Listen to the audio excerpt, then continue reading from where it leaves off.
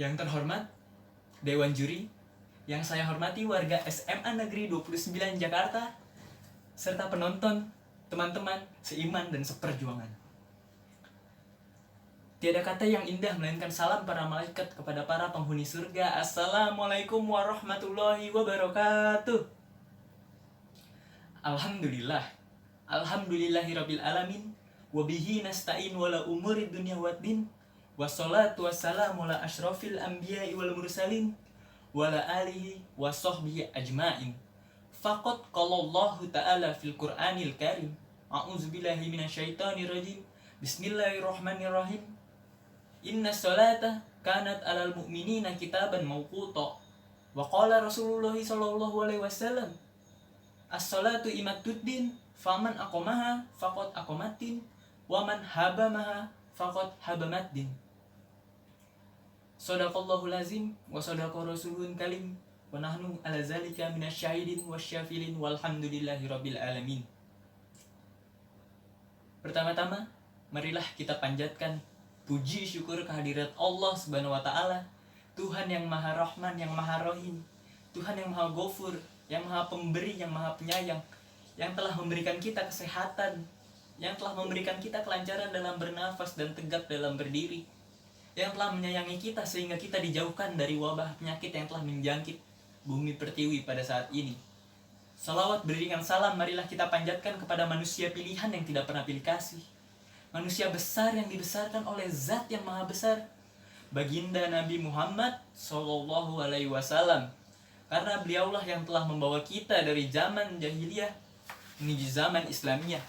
Karena beliaulah yang telah membawa kita dari zaman kebodohan menuju zaman ilmu pengetahuan yang kita rasakan pada saat ini.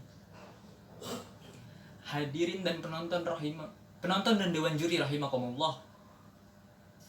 Pada video kultum singkat kali ini, saya Puji Al-Fatihah dari SMA Negeri 29 Jakarta kelas 11 IPA 1 akan menyampaikan sebuah kultum singkat yang berjudul mengamalkan rukun Islam melalui sholat.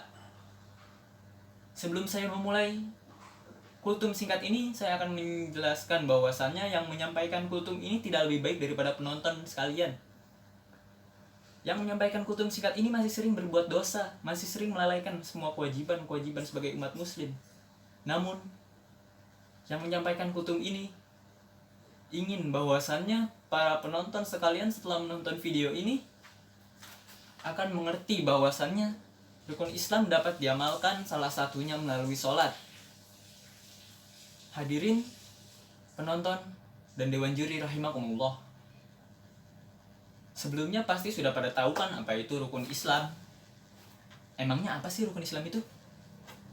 Rukun Islam itu adalah bunayal al-Islam, adalah dasar-dasar berdirinya agama Islam, adalah dasar-dasar paling fundamental di mana di atasnya adalah agama Islam. Apa saja dasar-dasar tersebut? Dasar-dasar tersebut al-khamsi, ada 5. Sebagaimana yang dikatakan oleh sebuah hadis, bunayal Islam al-khamsi. Yang pertama, syahadatin la ilaha illallah Muhammadar Rasulullah. Yang kedua, iqamis sholata. Yang ketiga, sauma ramadana. Yang keempat, wa itaiz zakata. Yang kelima, wahajjal bait. Kelima dasar tersebut adalah dasar di mana agama Islam berdiri. Yang pertama adalah syahadat, yang kedua adalah sholat, yang ketiga adalah puasa Ramadan, yang keempat adalah zakat, dan yang kelima adalah pergi haji. Pertanyaannya di sini, sebagaimana judul kultum saya, bagaimana sih cara mengamalkannya itu? Yang mengamalkannya dapat dengan salah satu cara, yaitu sholat. Kenapa sholat? Yang pertama, di dalam sholat itu ada syahadat. Di dalam sholat setiap umat muslim pastinya ada syahadat yang dibacakan. Di dalam sholat bahkan kita menyerahkan diri secara penuh kepada Allah Subhanahu wa taala. Inna sholata wa nusuki wa mayaya wa mamati lillahi rabbil alamin. Begitu bunyinya salah satu di antara bacaan-bacaan sholat, yang artinya sesungguhnya sholatku, ibadahku, hidupku, dan matiku hanyalah kepada Allah, Tuhan semesta alam. Dari bacaan tersebut kita ambil kesimpulan bahwasannya sholat merupakan serah diri merupakan cara berserah diri seorang umat Islam kepada Tuhannya secara total. Yang kedua adalah sholat sendiri. Di samping sholat merupakan kewajiban semua umat muslim yang telah diwahyukan Allah langsung kepada Nabi Muhammad saat mi'rajnya Nabi Muhammad ke arsy Allah, sholat mendatangkan berbagai kebajikan-kebajikan dan menjauhkan dari perbuatan keji dan munkar. Innas sholata tanha anil fahsya'i wal munkar. Sesungguhnya sholat menjauhkan dari perbuatan keji dan munkar. Mengapa begitu? Mengapa dijauhkan kita ketika sholat dari perbuatan keji dan munkar? Kita ambil kesimpulan saja. Saat kita sholat, kita tidak mungkin bisa membunuh orang. Kita tidak mungkin berkata kasar saat sholat, menggibahi tetangga, menggibahi teman, berkata kasar, atau bahkan mencuri sandal ketika sholat. Walaupun kualitas sholat seseorang buruk, orang tersebut tidak akan mungkin bisa melakukan kejahatan, perbuatan keji dan munkar di saat sedang melakukan sholat. Yang ketiga adalah puasa. Mengapa puasa dapat dilaksanakan? Karena di saat kita sholat, kita melaksanakan hal yang sama dengan puasa Ramadan, yaitu tidak makan dan tidak minum. Di saat kita sholat, kita melaksanakan hal yang sama dengan puasa, yaitu fokus ibadah kita kepada Allah Subhanahu wa Ta'ala. Bahkan remah-remah kecil pun tidak boleh tertelan oleh kita karena dapat membatalkan sholat. Begitu juga dengan saat kita melaksanakan puasa. Yang keempat adalah zakat. Sesungguhnya fungsi zakat sendiri dapat dikatakan seperti sholat, karena sama-sama dapat mensucikan dosa umat muslim. Mengapa seperti itu? Dikatakan oleh Rasulullah melalui hadis Abu Hurairah radhiyallahu an, sholat dari 5 waktu ke 5 waktu lainnya, Jumat 1 ke Jumat lainnya, Ramadan 1 ke Ramadan lainnya, dapat menggugurkan dosa umat manusia jika umat tersebut tidak melakukan dosa besar.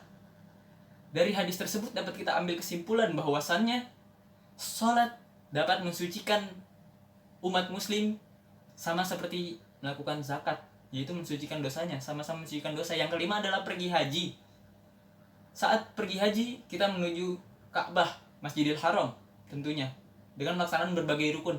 Begitu juga dengan sholat, kita menghadap ke arah yang sama dengan orang yang pergi haji, yaitu Ka'bah, Masjidil Haram, sebagai kiblatal muslimin, sebagai kiblatnya para orang-orang muslim dalam beribadah. Kita pun harus dalam keadaan yang sama sebagaimana kita melaksanakan ibadah haji, yaitu dalam keadaan suci. Kita melaksanakan sholat juga harus sama-sama khusyuk sebagaimana kita beribadah haji, agar sholat kita diterima oleh Allah Subhanahu wa Ta'ala. Dan melaksanakan sholat pun menggunakan rukun-rukun sebagaimana kita melaksanakan rukun-rukun haji, sama-sama ada rukun-rukunnya, sama-sama ada tahapan-tahapannya. Maka dari itu, penonton dan dewan juri sekalian, janganlah kita sekali-kali meninggalkan sholat, karena dari sholat itu kita mendirikan pilar-pilar agama Islam, yaitu rukun Islam yang ada 5 tersebut.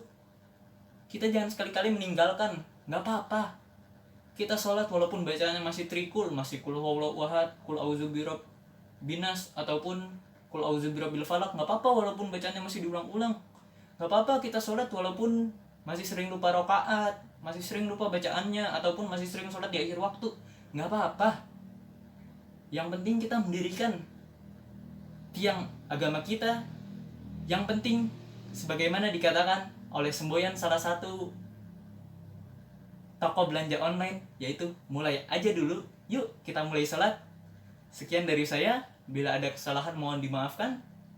Yang salah datangnya dari saya pribadi, dan yang benar dari Allah Subhanahu wa Ta'ala. Billahi taufiq wal hidayah wal afwa minkum. Wassalamualaikum warahmatullahi